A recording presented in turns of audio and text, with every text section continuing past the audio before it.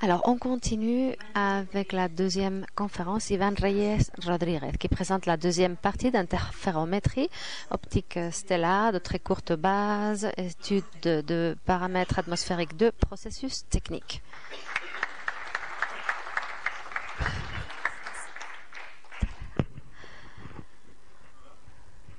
Bonjour, je suis Ivan Reyes et je suis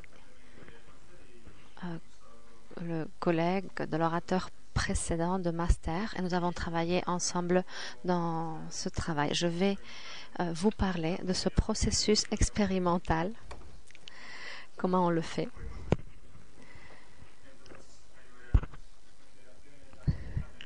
Il y a différentes considérations dont il faut tenir compte dans ce processus. Et je vais faire certains commentaires pour nuancer ce qu'a dit mon collègue. Tout d'abord, je vais parler un peu de la ligne base dans les mesures. C'est dû au fait qu'on expérimente avec différents paramètres, avec la longueur d'onde, différents filtres.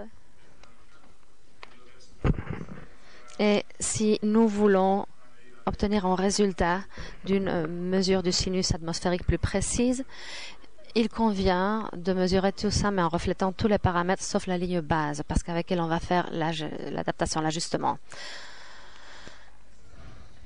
Donc, c'est ça la conclusion, de créer davantage de lignes bases. C'est plutôt une question. Est-ce que nous voulons davantage de lignes bases? Avec un télescope de cette taille, nous ne pouvons peut-être pas aller au-delà, mais on peut peut-être avoir des trous plus proches. Le setup expérimental. J'ai obtenu ces mesures avec l'équipe de l'université de Valladolid, et qui je tiens à remercier de m'avoir aidé avec ce télescope pour l'obtention des mesures et tout. 3,5 mètres de focale et en diamètre de 35 cm. C'est motorisé, ce qui est crucial quand même pour ça.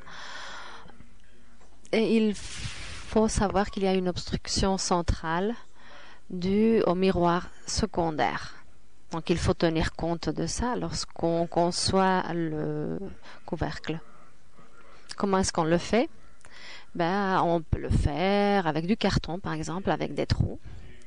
Et j'ai choisi une taille constante des trous de 3 cm. Et nous avons vu que ça marchait bien avec tous les paramètres.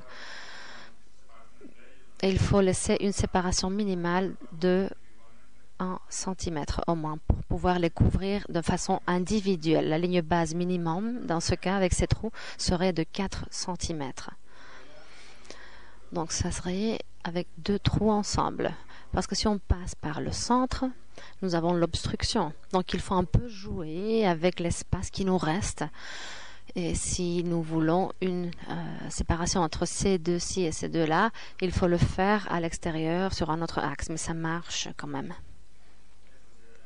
Donc, voici le patron du carton. Et pour le couvrir, bon, c'est simple, avec des carrés en papier et du scotch, on peut le faire, il ne faut pas plus que ça. Et on passe d'une pièce de technologie de pointe à une autre, qui serait la caméra. Donc nous utilisons ici une ASI, bon, vous pouvez le voir sur l'écran mieux que l'interprète, je crois, et avec 14 bits et à la taille pixels, bin i, avec 4,6 microns. C'est intéressant d'avoir cette taille parce que ça nous permet de faire le rapport entre les coupures photométriques qu'on fait avec les courbes qu'on peut simuler par après.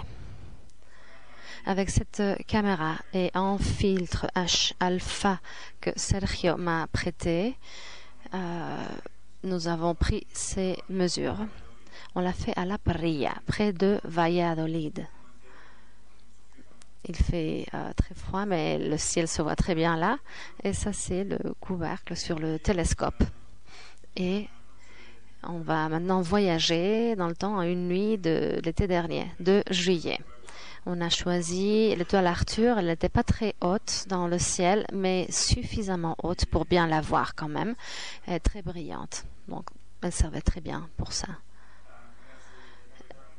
On a pris les mesures avec des captures vidéo. Vous avez ici l'exemple avec l'exemple qu'on a donné du couvercle, les trous qui étaient ouverts, et c'est ce qu'on voyait en direct. Comme vous pouvez constater, c'est un patron, mais ça fluctue, ça varie, mais c'est toujours le même patron. Que faisons-nous avec ces mesures? Bon, tout d'abord, on les labellise. Donc, chaque mesure prise la nuit en couvrant différents trous, on en prend note. On identifie toutes les vidéos. Ensuite, lorsqu'on prend chaque vidéo, si on faisait et on stack une pile de tous les photogrammes de la vidéo, bon, ça pourrait altérer un peu le patron. Il pourrait peut-être choisir le software les meilleurs photogrammes. Et ça va un peu varier, ou bien en les superposant, on n'a plus de contraste et ça se voit pas bien. Donc l'idéal, c'est d'avoir des photogrammes individuels et ensuite faire une moyenne du résultat de la visibilité. On a un exemple ici, un script pour obtenir des photogrammes plus ou moins aléatoires, et puis un ImageJ qui nous permet de choisir ce qu'on préfère, en essayant de ne pas être biaisé, par exemple prendre seulement ceux qu'on voit très bien ou ceux qui nous intéressent. Non, il faut que ce soit représentatif quand même. Alors on prendrait un maximum et un minimum. Moi j'ai pris les minimums pour interpolariser et avoir une meilleure idée du minimum. Et puis on a fait la moyenne. Bon, le patron n'est pas toujours si beau. Dans ce cas-ci,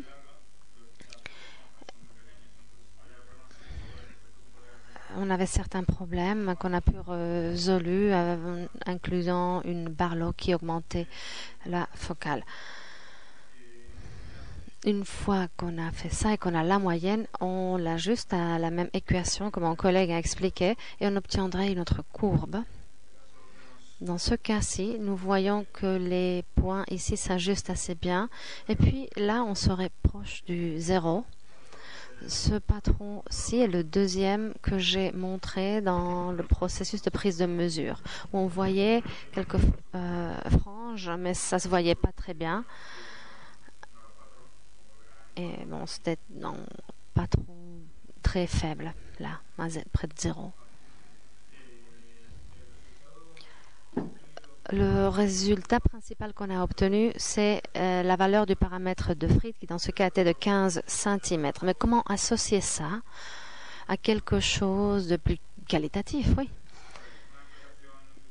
Une explication intuitive du paramètre de Fried serait le diamètre maximum d'un télescope. On peut considérer qu'il est limité par diffraction et non pas par un état concret de l'atmosphère. Comme un télescope de plus de 15 cm, on ne va pas être limité par la diffraction, mais par l'atmosphère. Parce que ça disparaît à plus de 15 cm. Mais on peut transformer ça aussi à une taille angulaire avec cette formule-ci. Avec 15 cm, la taille angulaire serait de 86 secondes d'arc, qui serait le maximum du télescope. Cette valeur, on peut la chercher sur Météo Blue une nuit et puis comparer. Ça serait le SIM cette nuit-ci, la nuit passée à Pampelune. Cette nuit-là, la même nuit-là à Pampelune, et on voit que c'était pire que lorsqu'on a fait l'observation. Donc, si quelqu'un répète ça, il peut rentrer sur Météo Blue cette même nuit et faire la comparaison. Mais je crois qu'on regarde ça à 500 nanomètres. Et moi, j'ai utilisé le filtre H alpha, mais bon, il est assez semblable. Quelles autres valeurs est-ce qu'on pourrait obtenir? Bon, dans une nuit typique avec des conditions atmosphériques typiques, le seeing serait assez pire. Et c'est la courbe qu'on pourrait avoir avec un télescope de 10 cm.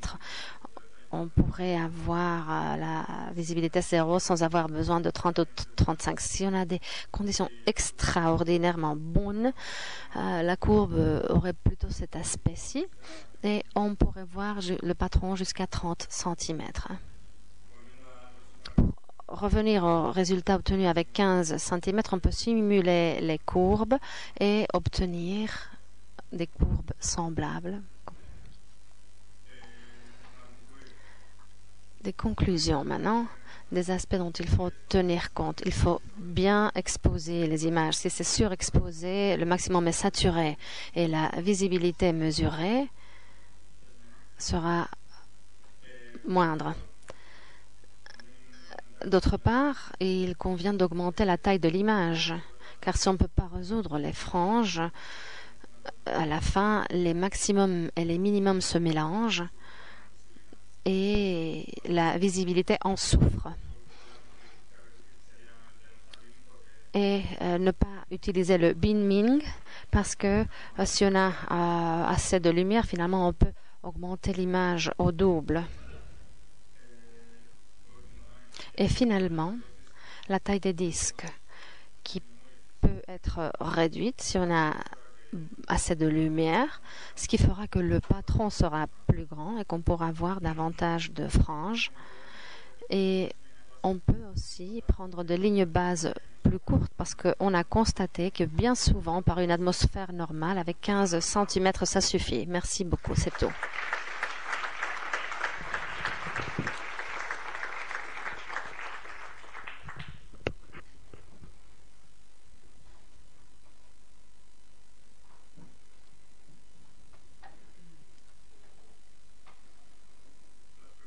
Y a-t-il de questions?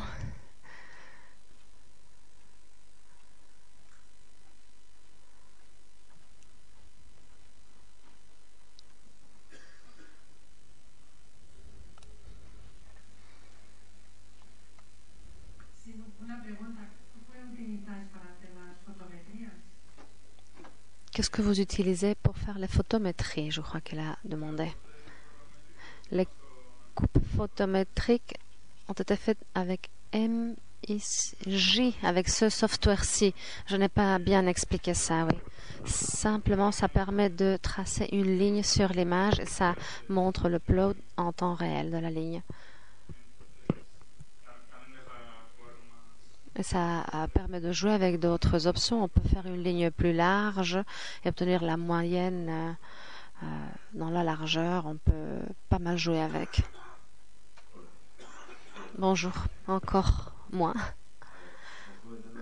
Alors, tu dis de ne pas utiliser le binning. Donc, tu as utilisé une caméra Femos et ces caméras, pour pouvoir faire du binning, ce n'est pas un binning tout à fait réel, comme avec d'autres. Nous, on aime bien jouer avec les gadgets. Et les CMOS, par exemple, on pose certains problèmes. Et tu disais d'utiliser même une Barlow. Donc, basiquement, avec une Barlow, dans ton setup, tu augmentes la résolution par pixel, effectivement. Mais il y en a parmi nous qui avons encore des CCD. En faisant en binning, avec CCD, on peut augmenter ou réduire la résolution par pixel. Avez-vous testé ça? L'avez-vous essayé? Parce que certainement, si vous demandez une collaboration ProAm, on envisagera ça. Je n'en avais pas tenu compte. Oui. Mais ça aurait été bien, effectivement, d'utiliser directement ces méthodes aussi pour prendre des images avec davantage de résolution par pixel. C'est vrai qu'avec une ligne de base si longue, les franges étaient trop petites. Et la Barlow, justement, sert pour augmenter la résolution par pixel. Et le binning, avec cette caméra, concrètement, j'ai constaté qu'elle a un binning par défaut, mais on peut le débloquer avec des pixels individuels. Et on voit l'image là, on voyait 4 ici, voilà. On pourrait voir la double résolution, chaque pixel séparément au lieu de les regrouper.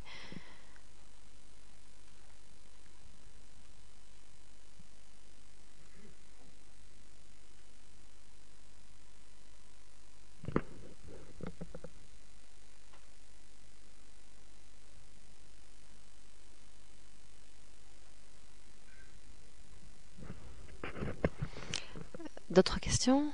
C'est bon? Ben, merci beaucoup alors.